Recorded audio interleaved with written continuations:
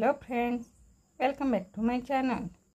आज मी मटकीची डाळ बनवणार आहे। मटकीची डाळ बनवण्यासाठी येथे मी 1 वाटी मटकीची डाळ घेतलेली आहे। तसेच 1 बारीक कांदा चिरून घेतलेला आहे, कढीपत्ता, कोथिंबीर, लसूण अद्रकाची पेस्ट आणि 1 टोमॅटो चिरून घेतलेला आहे। सुरुवातीला ही डाळ मी स्वच्छ धुवून घेतलेली आहे। इथे मी गॅसवर कुकर ठेवलेला आहे, त्यामध्ये तेल गरम केलेले आहे।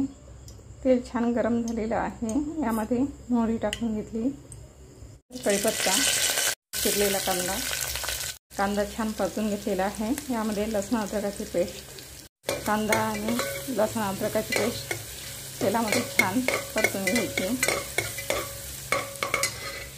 मसाल्यामध्ये येथे मी लाल मिर्च पावडर, धनिया पावडर, जिरा पावडर, हळदी पावडर आणि गरम मसाला घेतलेला आहे। तो मसाले यामध्ये टाकून घ्यायचे। यामध्ये टोमॅटो टाकून घ्यायचा, टोमॅटो छान परतून घ्यायचा। नंतर यामध्ये मटकीची डाळ टाकून घ्यायची। डाळ छान मसाल्यामध्ये परतून घ्यायची। नंतर यामध्ये पाणी टाकायचे। आपल्याला ही डाळ घट्ट किंवा पातळ हवी असेल त्यानुसार यामध्ये पाणी टाकायचे। नंतर यामध्ये चवीनुसार मीठ टाकून घ्यायचे। यामध्ये थोडी कोथिंबीर टाकून घ्यायची। झाकण लावून या कुकरच्या 2 शिट्या होऊ द्यायच्या।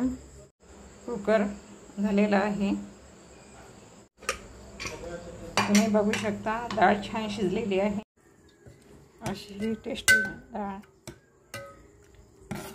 तयार झालेली आहे।